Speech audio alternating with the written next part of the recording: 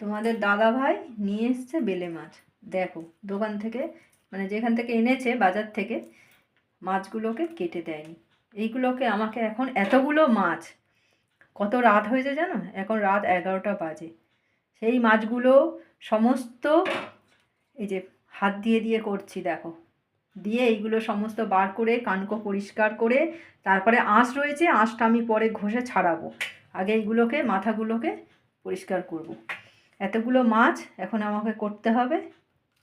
তোমরা এরকম বেলে মাছ, এরকম ছোট ছোট বেলে মাছ হাত দিয়ে পরিষ্কার করো, কমেন্টের মাধ্যমে জানাবে। আর তোমাদের কাছে কোনো সহজ পদ্ধতি থাকলে আমাকে একটু বলো তো, যে আরও তাড়াতাড়ি কীভাবে এতগুলো মাছ কেটে রান্না করা যায়।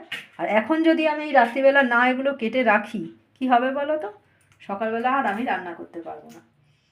তো আমার ভিডিওগুলো কেমন লাগছে তোমরা অতি অবশ্যই জানাবে কমেন্টের মাধ্যমে। আর এরকম ছোট ছোট মাছ খেতে কারা পছন্দ করো সেটাও জানাবে। আমি ততক্ষণ মাছগুলো কেটে নিই।